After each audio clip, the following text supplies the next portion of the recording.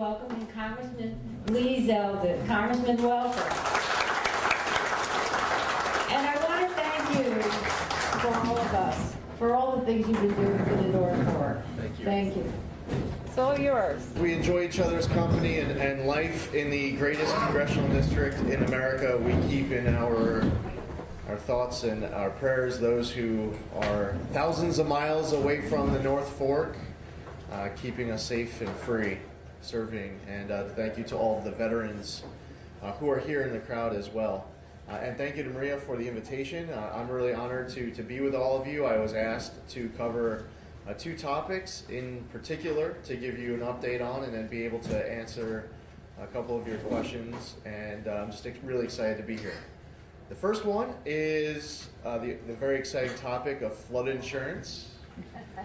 So flood insurance is a program that under the NFIP has been struggling with solvency issues for a very long time.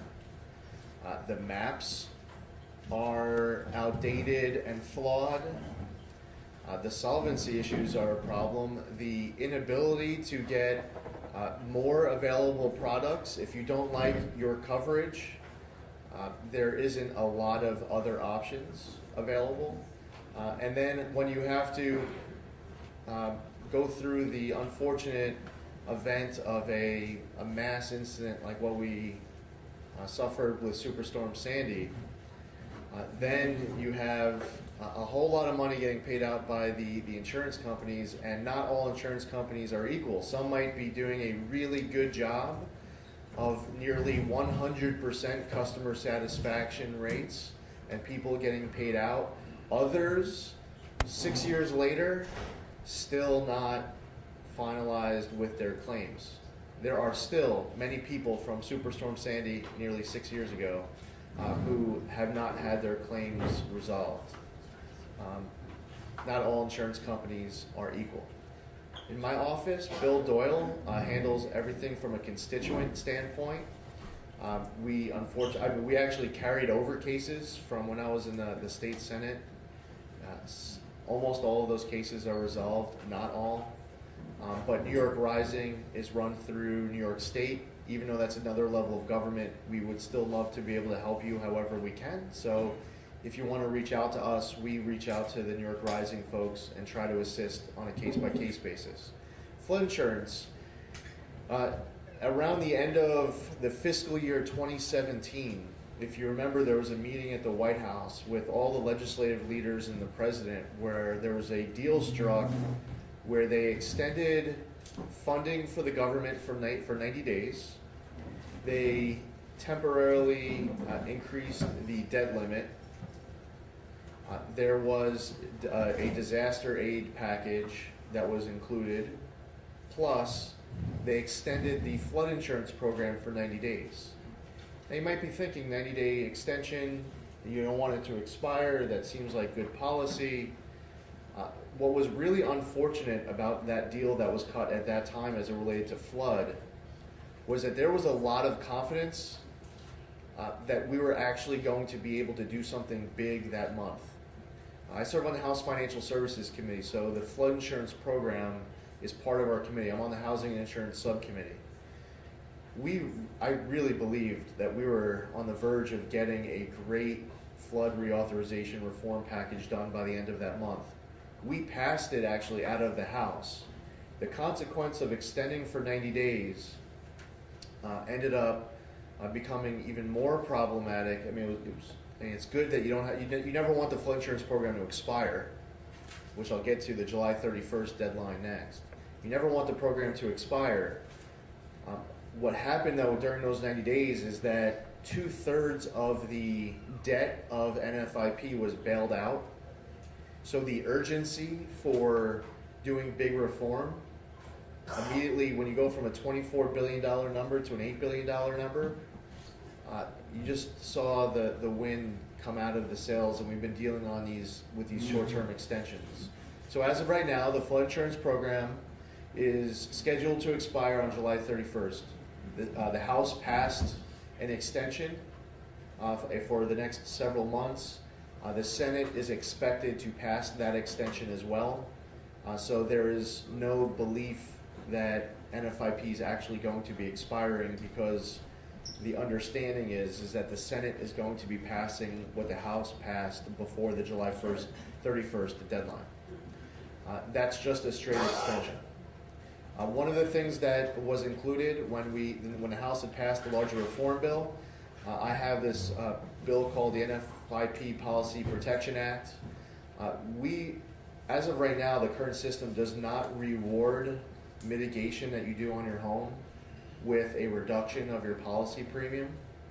If you are going to invest in mitigation activities for your home, you should see that return on your policy. Your premium should go down. That was part of what was passed in the House, and hopefully when the House does something more, when Congress does something more than just a straight extension, that one of the bills that will be included is the NFIP Policy Protection Act. That's a little bit about flood. The other topic I was asked to discuss is helicopters. Helicopters, what was really unfortunate a couple years back, if you remember, I was notified, I would say it was on a Saturday morning. It might have even been the same day as this meeting, right?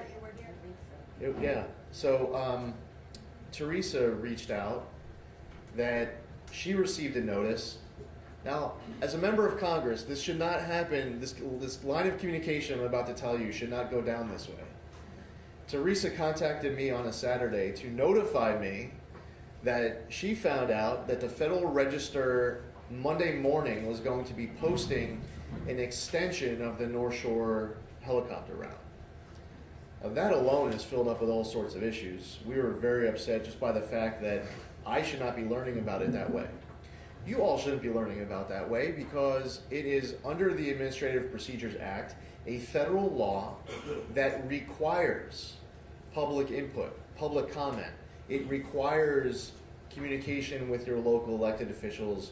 You all have the opportunity through a public hearing, or if you can't attend a public hearing, or even if you do, you want to submit a written comment, that you're able to do that. None of that happened. So they ended up extending the North Shore helicopter route as an emergency, completely circumventing the Administrative Procedures Act. I had a meeting at the time. Supervisor Russell was part of it. The Riverhead supervisor at the time was Sean Walter. He was there. There was a whole bunch of people from the FAA, and it was revealed that they did give a heads up to one of the federal elected officials representing our area. It wasn't me. And I was really upset that they had circumvented this Administrative Procedures Act. So that, from a policy standpoint, has been the biggest problem that I've had with it, as far as what is available in my toolkit. What leverage do I have as a member of the House to correct what they did wrong 2 years ago? Right now, the Congress has to pass an FAA Reauthorization Act. The House has passed the FAA Reauthorization Act, and what I did was add language to the FAA. So the House passed FAA Reauthorization bill that is now in the Senate includes language specifically with regards to the North Shore helicopter route. If the Senate passed the House version, the language that was in the House passed version requires the FAA to revisit the North Shore helicopter route, requires them to reopen the public comment period. It requires the FAA to have public hearings, and it also requires the FAA to pursue an all-water South Shore route. It's very different between, and I'm preaching to the choir, it's very different between North Fork and South Fork when you study the economic benefits when weighing it against the disruption of quality of life. Something else that's really interesting is that you have appointed individuals, or some have stepped up, to be the person to call the FAA to record all of the complaints. Something interesting to point out about that is the FAA kind of views that as a constituent who has too much, this is their perception, has too much time on their hands, and they're complaining on their own behalf. So if you have, instead of having 3,000 people make 3,000 calls, it seems to make sense to have one person relay all the information of what those 3,000 calls would say. That's efficient. But just something for your radar is, I get the impression in talking to the FAA that they believe that it's a person who has too much, or two people have too much time on their hands. Now, obviously, we push back and we explain, no, these are people who are calling on behalf of a whole lot of other people. Would you rather have all of these people contacting you, or would you rather have a few people contacting you? But I'm just pointing that out, that's an observation that I've made in talking to the FAA. So we need the Senate to pass the House passed version.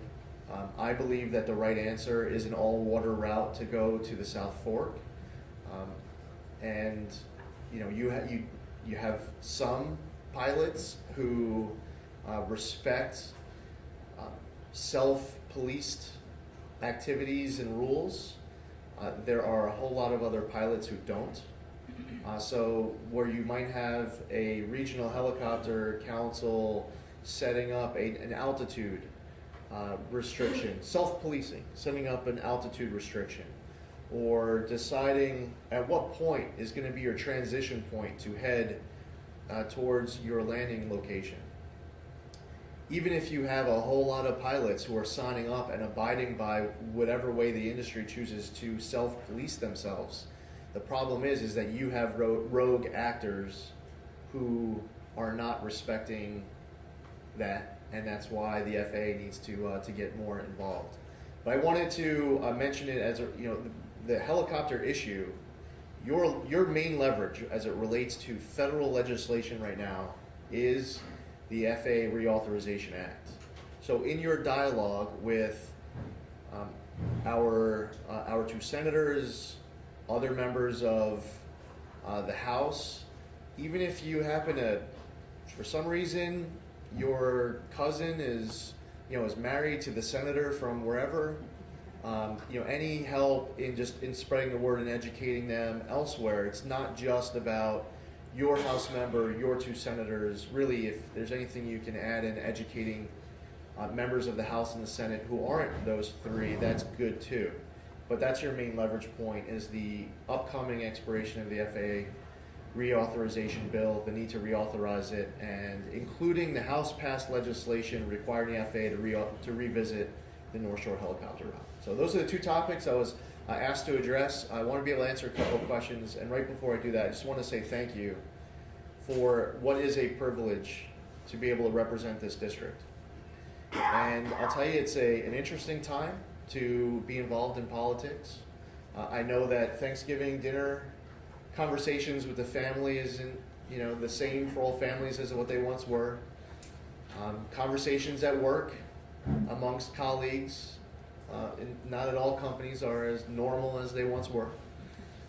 And it's an interesting time in politics. However, what I've also experienced, which I'm so greatly encouraged by, is just how many people, despite all of the noise, how a very, very, very large majority of the people who live in this country right now are actually keeping their sanity, keeping their cool, and trying to talk to each other, to work together.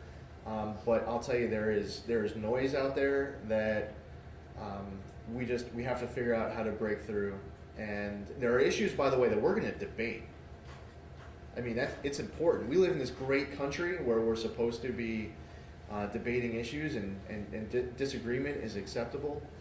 But I just want to say that I have been encouraged. It's actually a positive thought I just wanted to share. That I've also been encouraged when I travel around this district, when I talk to colleagues in Congress, when there's a vote, believe it or not, during a vote series, we're not physically dueling on the House floor. There's actually conversations about the FAA reauthorization bill, or extending the NFIP, and it's a privilege to be there. So thank you for allowing me to serve you in Congress. It's nice to be home, sleeping in my own bed for a few weeks here. We just started what they call August recess, but if you look at my schedule, you'd probably think I'd rather be in DC because it's a busy day. It's gonna be a busy month. There's a lot to do, and I'm looking forward to answering a couple questions before we turn it over to our next great guests. Sir. John Ladman from Cutchogue. I own property in South on Johnson Creek. My family has owned it since 1945. And the last two storms, I lost between 15 and 18 foot of creek front. I went to FEMA 3 times. They were in Southold once, twice over cleaned this.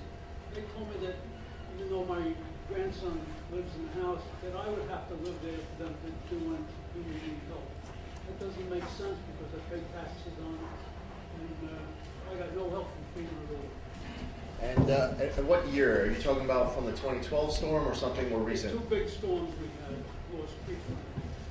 Sandy or more recently? Well, no, not recently. A while back, yeah. So one of the things that I've experienced in looking at these storms historically is that sometimes you have a storm hit, and then Congress will pass emergency disaster aid, and the way that bill is crafted comes up with its own rules of how that money is distributed. So under Sandy, FEMA, so New York State, we ended up, so the program was administered through New York. FEMA came and assisted. Some of the money was direct FEMA reimbursements, but a lot of the money that came to our district was actually administered, broken into different pots of money under different rules, administered under the New York Rising Project. When it's not through disaster aid, and you're utilizing another pot of money, there could be a different set of rules for that particular event that happened. What I would strongly encourage and request is that if you're willing to reach out to Bill Doyle in my Patchogue office, this is what we do. He has done this specifically time and time again, where an individual will reach out with their specific issue. And I'll tell you that there have been a number of times where a person went to the government for advice and got bad advice from New York Rising. And I'll tell you that the FEMA piece isn't as much of the issue as far as Sandy goes. There have been a lot of New York Rising issues, especially because there's a lot of turnover in staff and case files getting assigned to different people, and then case files getting lost. And you're like, you told me 9 months ago that all my paperwork was in, and now you're going to tell me, now a new person 9 months later is telling me you don't have any of my paperwork at all, or that I was missing a document. Why didn't you let me know? Why did you wait 9 months until I reached out to you to tell me that I was missing a document? You should have told me that over half a year ago. So I'd encourage you to reach out, and depending on the timing of your event and the specific claim that you have, we can research the rules, and if you were given any type of bad advice, we'll help you break through the bureaucracy to get your money.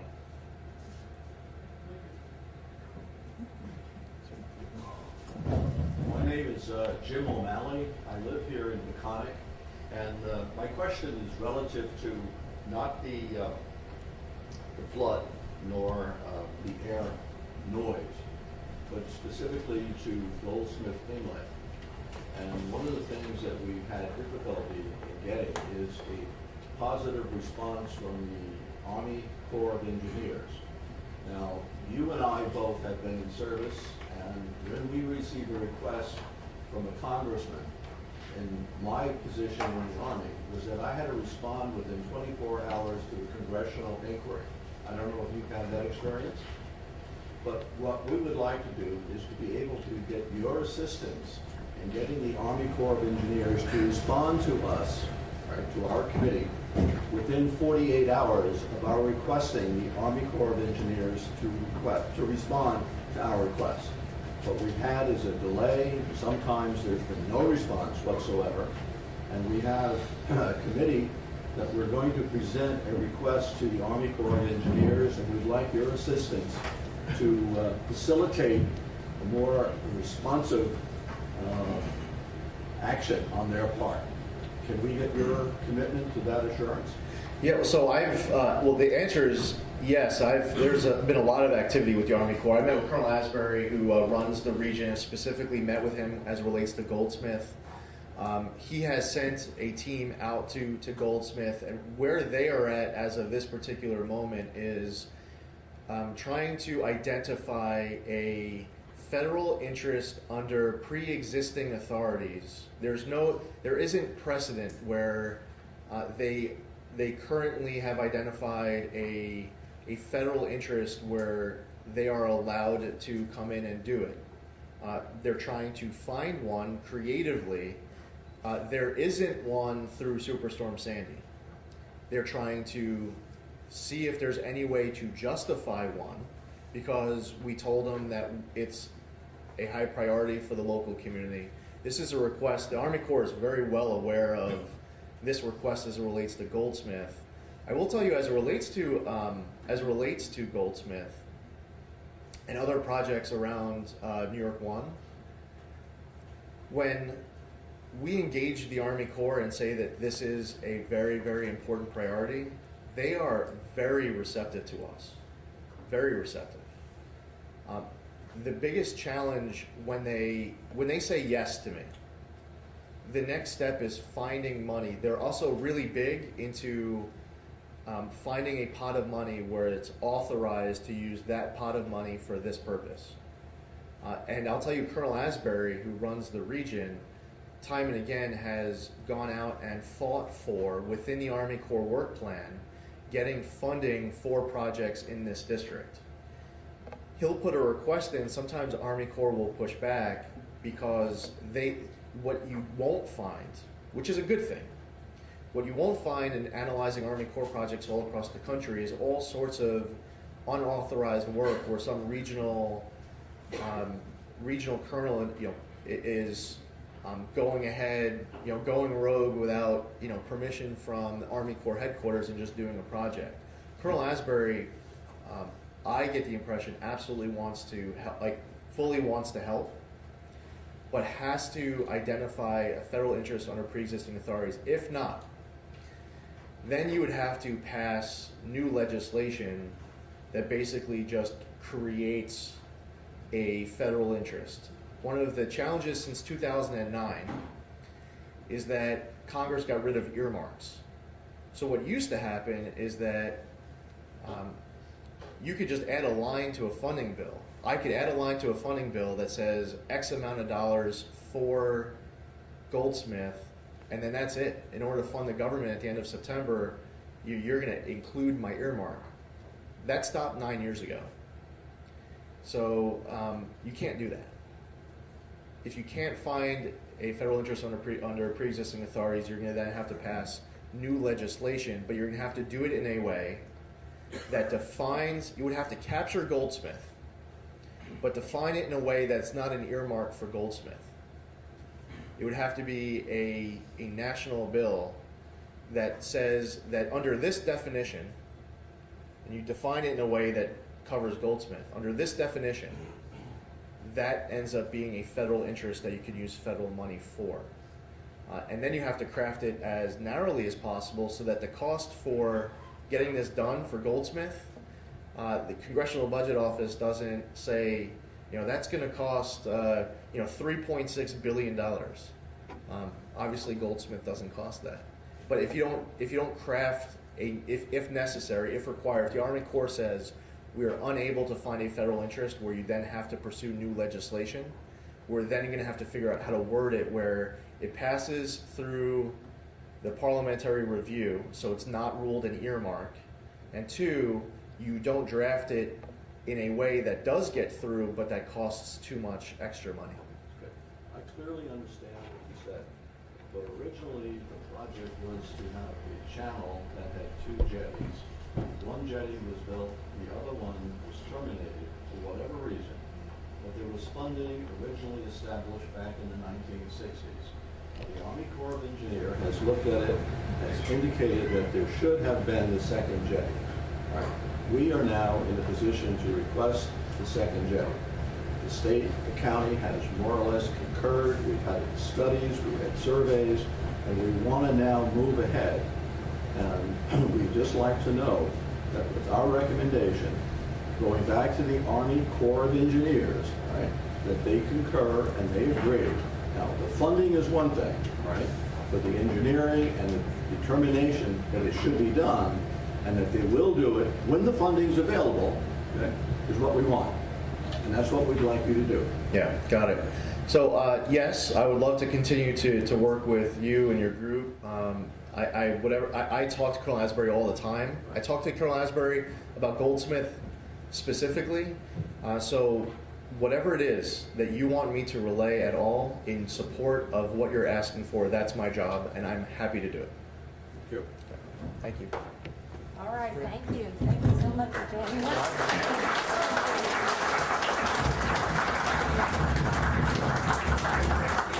I'd like to ask the question because Congressman is thinking of the helicopter issue. Oh, I'm sorry. Go ahead. I just had my hand up. And Well, it was just out of a request for time to ask me to answer a couple questions. Okay, but I just wanted to say, I also live in Goldsmith. And we're all, many of my neighbors are here. And I just wanted to say to you that if you think that the helicopter issue was controversial, Northport, Southport, you have not been close to it, because that is the most controversial. And there are people I recognize here who are supportive of this two-jetty plan. There are people that don't want any jetties at all. There are people that want dredging. There are people that don't want dredging and want it to be left alone. There are maybe 6 scientifically valid, provable, adjudicable decisions that could be made. So I have to say, I support your decision to support the southern water route of the helicopters, because, I've had them come by my bedroom window so close you could reach them with a broom. I would love them to be on the South Fork. That's great. But the difficulty with splitting hairs on that issue pales in comparison to all of the myriad of opinions about Goldsmith Inlet. So I think you should know that the community is not of one mind, and there are competing ideas about what should be done there. Okay. And just know, I want to do whatever it is that you guys want me to do on this issue. So, whether it's, something that, I don't know how your bylaws work, whether it's something that gets, endorsed by Southold Voice, or one of the other things that I've seen happen is, you don't agree behind one course of action. Sometimes, like Lake Montauk on the South Fork was like 7 different proposed ways to resolve the Lake Montauk issue. So it's better if you all are united behind one. If that's not possible, then just let me know. If you're able to narrow it down to as few as possible, and I'll do whatever I can to advocate for whatever it is you want me to advocate for. Because I do not believe that anyone who lives anywhere else other than Goldsmith should be telling you what is in your best interest. You should be telling me what's in your best interest, and then I fight for it. So just tell me what it is you want me to fight for, and that's what I want as far as it relates to Goldsmith. All right. And thank you for pointing it out. That's our next topic.